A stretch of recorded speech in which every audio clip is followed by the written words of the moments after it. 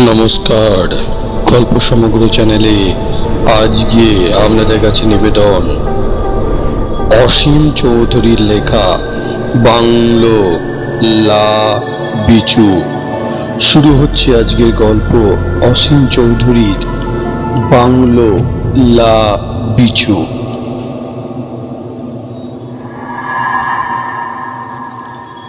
General Sharma বলেছিলেন, খুব সম্ভব কেন ধরে নাও আমি তোমাদের রিসিভ করতে বাস স্ট্যান্ডে যেতে পারবো না, কিন্তু তার জন্য চিন্তা নেই, ভাওয়ালিতে আসতে কোনো অসুবিধা হবে না তোমাদের। আমি যা বলছি শুধু খাতায় নোট করে না। শুভ্রা খাতা ডট পেন এনে বললুম লেখো, নয়নিতাল এক্সপ্রেসে চেপে হলদিয়ানিতে নামবে। মনে রেখো, কাঠগুদাম নয়, কাঠগুদাম হলদিয়ানির আগের স্টেশন। সন্ধেবেলা যেখানে পৌঁছে একটা হোটেলে রাতটুকু বিশ্রাম নিয়ে নেবে। অনেক হোটেল পাবে, ওরা সকলেই আমাকে চেনে। হলদিয়ানি থেকে সকাল 7:30 বা 8টার সময় গোয়ালদাম যাওয়ার বাস আছে। বাস ভাওয়ালি, গরম পানি, আলমোড়া, কৌশানি, গরুর, বৈজনাথ হয়ে গোয়ালদাম পৌঁছায় বিকেলে। তোমরা যখন ভাওয়ালি আসছো তখন ভাওয়ালিতে নামবে। বাস স্ট্যান্ডে থাকবে আমার সাদা রঙার একটা jeep, number DD 1450। No problem. Baishakhi একটু ভীতু মেয়ে, বিয়ে ফাইনাল ইয়ার দিচ্ছে। দেখতে শুনতে বেশ ভালো, লেখাপড়ায় চৌকস, গান গাইতে নাচতে পারে। দোষের মধ্যে শুধু একটু ভয় কাতুরে। তাই শুভ্রা কাবেরী, সুমন্ত্র আর বিক্রমকে দলে নিতে চায়নি। বেচারি রাত্রি হলে একা অন্ধকারে ঘরে ঢোকে না, সারা রাত ঘরে আলো জ্বেলে ঘুমোয়। বাঘের চেয়ে ওর ভূতের ভয় বেশি, কিন্তু তাকে না নিয়েও উপায় নেই। কারণ এই ছিপছিপে সুন্দরী মেয়েটি যদি জেনারেল হরগোবিন্দ শর্মার বাংলোর সামনে জিপ থেকে না নামে তাদের সঙ্গে, তবে তিনি রাখবেন না, হয়তো শুধু মুখের হাসিটি মিলিয়ে যাবে। আসলে জেনারেল শর্মার সঙ্গে তাদের পরিচয় তো ওই বৈশাখী সূত্রেই। বৈশাখী দাদু আর জেনারেল শর্মা একই রেজিমেন্টে ছিলেন। তার ওপর বৈশাখী দিদিমা ছিলেন জেনারেল শর্মার দূর সম্পর্কের আত্মীয়, তাই বৈশাখীকে একটু বেশি স্নেহ করেন জেনারেল। অগত্যা বৈশাখীর খুড়তুতো দিদি কাবেরী, জামাইবাবুর সুমন্ত্র আর তাদের বন্ধু দম্পতি শুভ্রা ও বিক্রমকে রাজি হতেই হলো।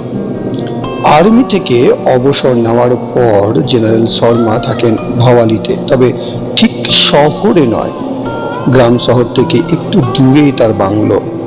কাছে পিঠে বসতি নেই। বাংলোর বারান্দায় দাঁড়ালে শুধু চোখ পড়বে গগনচুম্বী বড় বড় গাছ, উঁচু নিচু পাহাড়ি আঁকা বাঁকা শহর সড়ক আর বরফ ঢাকা হিমালয় শিখর। বাংলোতে থাকেন জেনারেল শর্মা আর তার বহু পুরাতন ভৃত্য রামসি। শর্মাজি ডাকেন রাম ভাইয়া বলে। বৈশাখী যখন জিপ থেকে তড়াক করে নেমে ছবির মতো বাংলো বাড়িটা দেখে খুশিতে হাততালি দিয়ে উঠল, তখন হাসিতে মুখ ভরিয়ে এগিয়ে এলেন জেনারেল শর্মা। হাত বাড়িয়ে বললেন, welcome my young friends, welcome. Baishakhi আর্তনাদ করে উঠল, ছাড়ুন ছাড়ুন জেনারেল, হাত ভেঙে যাবে যে। আমি কি আপনার রেজিমেন্টে কোনো গার্ড বলি নাকি?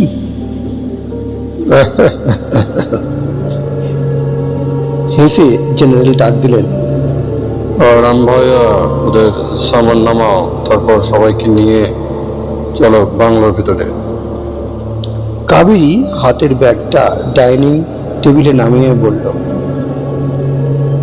এবারে আর গোলতাপ্পি নয়, সত্যিকারের ভূতের গল্প বলতে হবে। কিন্তু যারা ভূতে ভয় পায় তারা লেপের তলায় থেকে সীতারাম সীতারাম জপ করতে পারে। কাবেরী আর চোখে বৈশাখীর দিকে তাকালো। জেনারেল শর্মা সদর দরজার লিনটালের ঠিক উপরে দেয়াল ঘড়ির দিকে তাকালেন, তারপর বললেন, এখন যে যার বেডরুমে বেছে নিয়ে স্নান টান সেরে ফেলো, তারপর লাঞ্চ সেরে ঘুমিয়ে নাও।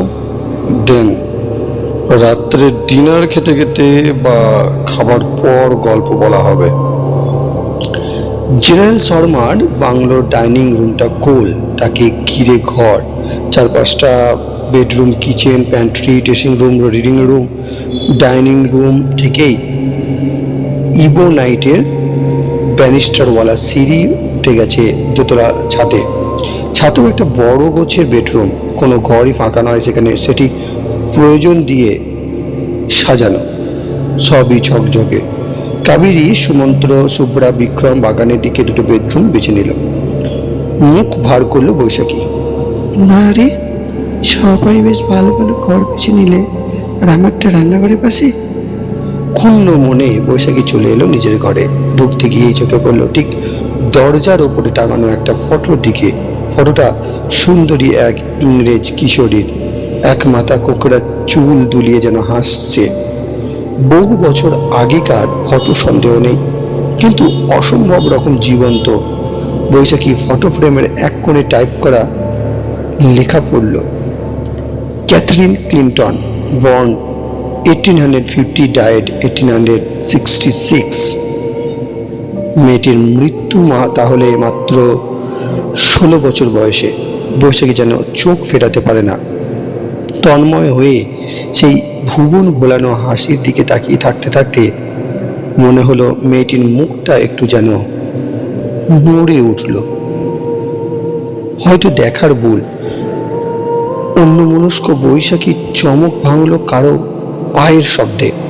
পিছন ফিরে দেখল জেনারেল শর্মা। ছবিটা কার জেনারেল সাহেব? বৈশাখী আঙুল তুলে ফটো দেখিয়ে বলল, ওই বাড়িটা ঘোড়ায় যাদের ছিল সেই ফ্যামিলির একটি মেয়ের। একটা নয়, দেখবে সারা বাড়িতে ক্লিন্টন ফ্যামিলির অনেক ফটো আছে। এখানে যা যা ফার্নিচার, রান্নাঘরে কাঁচের বাসনপত্র দেখবে সবই সেই ক্লিন্টন ফ্যামিলির। আমার ঘরে মিসেস রোজা ক্লিন্টনের পিয়ানো আছে, আর তোমার ঘরে রাখা আছে ক্যাথরিন ক্লিন্টনের অর্গানটা। এনিওয়ে, পরে সব কথা হবে। এখন তোমরা স্নান টান সেরে নাও, লাঞ্চের সময় রাম ভাইয়া কিন্তু কলিং বেল বাজাবে, চটপট চলে আসতে হবে কিন্তু। যে যার পছন্দ করা ঘরে চলে গেল। ঘরে ঢুকে বৈশাখীর মন খুশিতে ভরে গেল। বড় বড় 3টে জানালা, কাঁচের পাল্লা, ঘরজোড়া কার্পেট, মেঝে পর্যন্ত লুটানো দামি কাপড়ের পর্দা, দেওয়ালে ভর্তি সিপিআর রং হয়ে যাওয়া বিদেশি ফটো, নেপালি ডিজাইনের। এখানে খাটের একধারে সেই ক্যাথরিন ক্লিন্টনেরই একটা ফুল সাইজের ফটো, পাশে এক বৃদ্ধা, মুখের মিল আছে ক্যাথরিনের সঙ্গে। ফটোটার তলায় মোটা নিব দিয়ে চাইনিজ ইঙ্কে লেখা, oh my dearest granny, where are you. ফটোটা দেখতে দেখতে বৈশাখী মনে হলো ক্যাথরিন যেন কাঁদছে, বড় বড় 2 চোখ দিয়ে জল গড়িয়ে পড়ছে। বৈশাখীর সারা দেহ শিরশির করে উঠল। মনে হলো মেয়েটি যেন হাত বাড়িয়ে ওকে ডাকছে। ডান হাতটা ফটো থেকে একটু একটু করে এগিয়ে আসছে। কানে কাছে শুনতে পেল একটি কিশোরী মেয়ের মিষ্টি গলা, granny, oh granny, I love you, I can't live you, without you, without you, without you. বৈশাখীর বুকের ভেতরটা কাঁপছে, না পারছে এগোতে, না পারছে পিছোতে। সারা বাড়ি নিস্তব্ধ। কাবেরীদি, শুভ্রাদি, সুমন্ত্রদা, বিক্রমদা, এরা যেন কেউ নেই। নিস্তব্ধতার মাঝে মাঝে কানে আসে জেনারেল শর্মার টুংটাং পিয়ানোর সুর। বৈশাখী ভীতু হলেও দিনের বেলা ভয় পায় না, ভয় পায় রাতে। রাতের গভীরতা, নিস্তব্ধতা ওকে যেন এক অন্য জগতে নিয়ে যায়। বৈশাখী মাথা ঝাঁকুনি দিল। আশ্চর্য, দিনে দুপুরে কি সব আবোল তাবোল দেখছে। আসলে ফটোটা এত জীবন্ত যে ওর মনের আজগুবি চিন্তাগুলো গ্র্যানি আর ক্যাথরিনের অস্বাভাবিক আচরণ হয়ে আত্মপ্রকাশ করছে। কিন্তু কানের কাছে কে সুরেলা গলায় ফিস ফিস করে বললে, I can't live without you. ওর নিজেরই মনের কথাই কি? বৈশাখী ঘরের দরজা খুলে রেখেই বাথরুমে ঢুকলো। গিজারের গরম জলে অনেকক্ষণ ধরে স্নান করলো। তারপর তোয়ালেতে ভিজে চুল মুছতে মুছতে ঘরে এসে দেখে ওর খাটের ওপর একটা রক্ত গোলাপির কড়ি। ভারী আশ্চর্য হলো বৈশাখী। পর মুহূর্তে হেসে ফেলল। নিশ্চয়ই শর্মা দাদু কোনো সময়ে ঘরে এসে রেখে গেছেন। বৈশাখী জানালার কাছে গিয়ে পর্দাটা টেনে সরালো। কোথাও এতটুকু ধুলো নেই। বৈশাখী জানালার কাঁচে নাক লাগিয়ে বাইরে তাকালো। বাংলোর পিছন দিকেটা বিস্তীর্ণ আপেল চেরি ফলের বাগান পাহাড়ের কোলে মিশে গেছে। ঝকঝকে তকতকে বাগান, গাছের ডালে কয়েকটি পাখি বসে আছে। এধার ওধার তাকাতে বিরাট এক ওক গাছের তলায় চোখ পড়ল এক সমাধির ওপর। শ্বেত পাথরে বাঁধানো সমাধিতে একটা ফলকও রয়েছে, কিন্তু দূর থেকে ফলকের লেখা পড়তে পারল না। কবর, শ্মশান, এসবে বৈশাখীর দারুণ ভয়। দেখলেই ওর মনে হয় যারা চলে গেছে তারা যেন আবার ফিরে আসতে চায়। আশায় আশায় চারপাশে ঘোরে। বৈশাখী সজোরে জানলাটা বন্ধ করে ভারী পর্দাটা টেনে দিল। ঘরের এক কোণে রাখা মেহগনি কাঠের সুদৃশ্য ড্রেসিং টেবিলটার সামনে চুল আঁচড়াবার জন্যে দাঁড়াতেই বৈশাখীর বুকের রক্ত হিম হয়ে গেল। বেলজিয়াম গ্লাসের আয়নায় কার প্রতিবিম্ব? ওর মুখের পরিবর্তে এ যে ফটোতে দেখা মিষ্টি কিশোরী মেয়েটির ছায়া। বৈশাখী হাত পা নাড়াতে পারছে না, চোখের পলক ফেলতে পারছে না। পৃথিবীর থেকে যেন বহু দূরে চলে গেছে। সবুজ প্রান্তর, পাহাড় থেকে নেমে আসছে রিমঝিম শব্দে জলস্রোত। তৃণ প্রান্তরে নানা রঙের শত শত নাম না জানা পাখি নীল আকাশের নিচে ওরা উড়ছে, গান গাইছে। সেই সুন্দর জায়গায় বৈশাখী একা। হঠাৎ পিঠে হাত পড়তে বৈশাখী চমকে উঠল। আয়নাতে দেখল পিছনে স্মিত মুখে জেনারেল শর্মা। তোমার জন্য আমরা বসে রয়েছি, লাঞ্চ খাবে না? বৈশাখী যা দেখেছে জেনারেল শর্মাকে বলতে গিয়েও বলতে পারল না। একবার জানাজানি হয়ে গেলে সবাই তাকে নিয়ে হাসাহাসি করবে। সে জেনারেল শর্মার হাত ধরে বলল, চলুন। যেতে যেতে বৈশাখী দেওয়ালে টাঙানো কিশোরী মেয়েটির দিকে আর একবার তাকালো। একটা সুন্দর photo. Granny, I can't live without you. কে গ্র্যানি? কে ক্যাথরিন ক্লিনটন? প্রায় 150 বছর আগেকার ফটো। তাদের ব্যবহৃত জিনিসপত্র, আসবাব জেনারেল শর্মা কেন জমিয়ে রেখেছেন? বাংলোটা কবে কার? পাহাড়ের পাদদেশে ওক গাছের তলায় কার কবর? ক্যাথরিনের দিকে তাকালে ও হাসি বা কেন? কাবেরী দি, শুভ্রা দি, সুমন্ত্রদা, বিক্রমদা, ওদের দিকে তাকিয়ে কি ক্যাথরিন হাসে? কানের কাছে কে মিষ্টি সুরে কথা বলল? ভাবতে ভাবতে বৈশাখী গোল ডাইনিং টেবিলের একধারে চেয়ারে বসলো। চাইনিজ ডিজাইন আঁকা পুরনো দিনের বাসনপত্রের ওর প্রিয় খাবারগুলো দেখে ও ভয়, অস্বস্তি সব ভুলে গেল। বিকেলে সূর্য পাহাড়ে মুখ লুকোবার আগেই বৈশাখী একা একা গিয়ে দাঁড়ালো বিরাট ওক গাছের তলায়, শ্বেত পাথরের কবরের কাছে। উত্তর থেকে ঠান্ডা হাওয়া আসছে। বেশ শীত শীত করছে। বৈশাখী গায়ের চাদরটা ভালো করে ঢেকে নিল। দুপুরে কবরের ওপর এপিটাপে কি লেখা পড়তে পারেনি, এখন হেঁট হয়ে পড়ল। Here lies Mary Clinton, wife of David Clinton of Sussex, তলায় born 1794, died 1863. She is sleeping, don't disturb her peace. বৈশাখী ঘুরে ঘুরে বাগানটা দেখল। আশ্চর্য, একটুও ভয় করছে না। সে এসে বসে পড়ল সমাধির পাশে, চুপ করে ক্লিন্টন ফ্যামিলির কথা ভাবছে।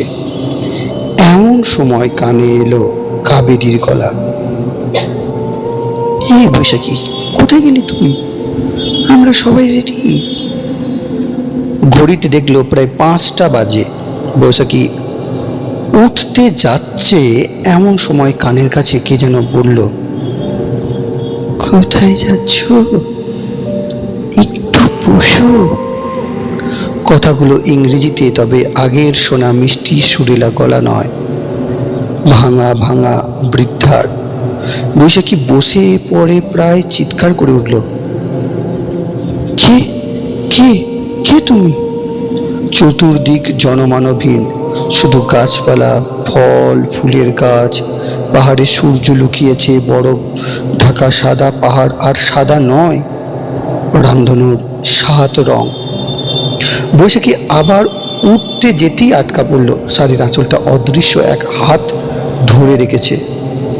আশ্চর্য, সর্বদা ভূতের ভয়ে কাতর বৈশাখী একটু ভয় পেল না।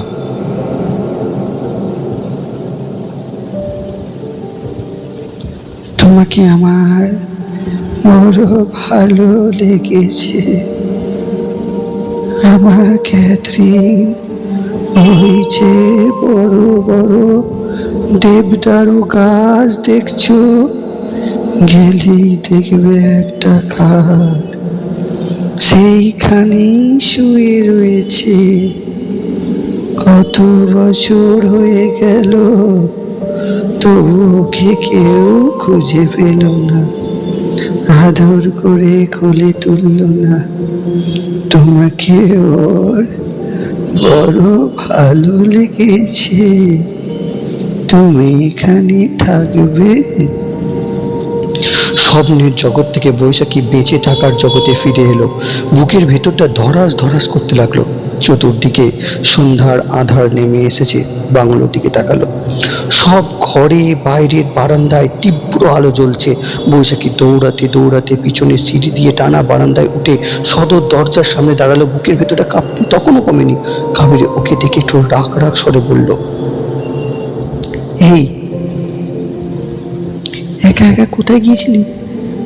আমরা ভেবে মরি এটা তো নিউ আলিপুর পেয়েছিস। বৈশাখী চুপ করে রইল। অদ্ভুত সব দৃশ্য দেখার, কণ্ঠস্বর শোনার কথা কাউকে বলতে পারল না। জেনারেল শর্মা হাসতে হাসতে চুরুটে টান দিয়ে বললেন, লেট হার এনজয় গার্লস। একা একা প্রকৃতির সৌন্দর্য উপভোগ করার আলাদা এক চাপ আছে। কথাটা বলে সামান্য গম্ভীর হয়ে বললেন, এনিওয়ে, ওদিকে একা একা কেউ যেও না। রাত্রে ডিনার খাবার সময় কাবেরী বলল, জেনারেল সাহেব, ইলেকট্রিক আলো বন্ধ করে ক্যান্ডেল জেলে ভূতের গল্প বলবেন বলেছিলেন কিন্তু। জেনারেল শর্মা আর চোখে বৈশাখীর দিকে তাকালেন। বৈশাখী তখন অপলক দৃষ্টিতে ক্যাথারিনের ফটোর দিকে তাকিয়ে ক্যান্ডেলের কথা কানে আসতেই বলল, না না না না না, ভূতের গল্প নয়, ভূতের গল্প নয়, একদম ভূতের গল্প নয়।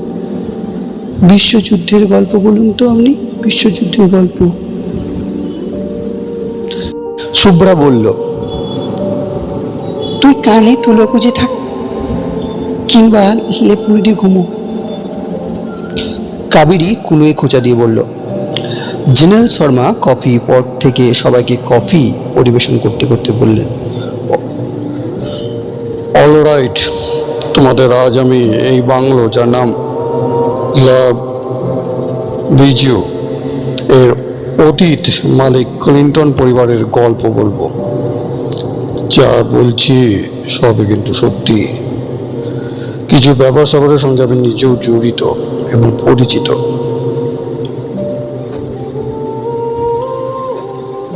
সে তো 100 বছর আগেকার কথা, আপনি পরিচিত হলেন কেমন করে? বিক্রম কফিতে চুমুক দিয়ে বলল। জেনারেল শর্মা বললেন, লেট মি সে, শোনার সময় কেন, কবে, কোথায় ইত্যাদি ইত্যাদি প্রশ্ন করবে না কিন্তু। বাংলোটা কেনার সময় বন্ধু ব্রিগেডিয়ার মুখার্জি সব বলেছিল। মুখার্জি যা বলেছিল সবই তাই বলছি। জেনারেল শর্মা শুরু করলেন। লাভ ইজু অর্থাৎ দ্য জুয়েল, সত্যি একালে জুয়েল ছিল বাংলোটা। আজকের মতো এরকম একটেরে জনমানব শূন্য ছিল না, আশেপাশে অনেক লোকের বাসও ছিল। দেশি বিদেশিদের ছবির মতো বাংলো বাড়ি কোনো এক সময় ভীষণ ঝড় জল ভূমিকম্প হয়, তখন গ্রামটা নিশ্চিহ্ন হয়ে যায়। শুধু শুধু পড়ে থাকে ডেভিড ক্লিন্টনের শখের এই লেভিসু। সে হয়তো অনেক বছর আগেকার কথা, তখন পাহাড়ে বাড়ি তৈরি করতো বিদেশিরা।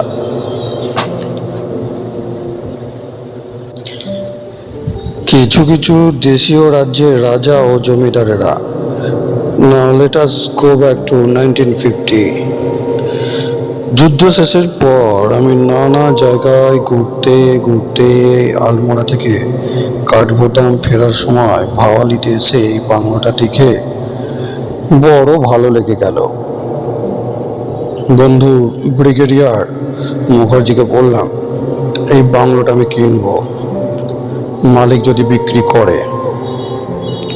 কেন জানি না, মুখার্জি বলল। এটা ছাড়াও তো অনেক বাংলো আছে, বৃদ্ধ বয়সে এখানে থাকা যায় কেমন করে?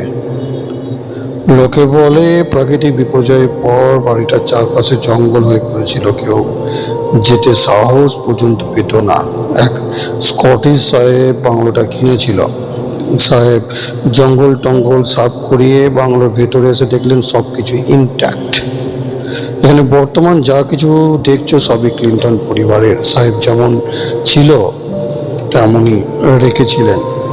তার কাছ থেকে কেনার পর আমিও তেমনই রেখেছি। বলতে পারো সবই অ্যান্টিক। কেনার সময় অনেকে উপদেশ দিয়েছিল না কিনতে, বলেছিল বাড়িটা অপয়া, আরো অনেক কিছু। আমি আর্মিতে ছিলাম, মৃত্যু অনেক দেখেছি, মৃত্যুর পর কি হয় না হয় তা নিয়ে কখনো মাথা ঘামাইনি, তাই কিনেও ফেললাম। বছরে 6 মাস এখানে থাকি, একাই। রাম ভাই আর রাত্রে থাকে না। পাহাড়ি অঞ্চলে আবহাওয়া প্রেডিক্ট করা শক্ত। হঠাৎ যাকে বলে বজ্র বিদ্যুৎ সহ বৃষ্টি, তাই শুরু হলো।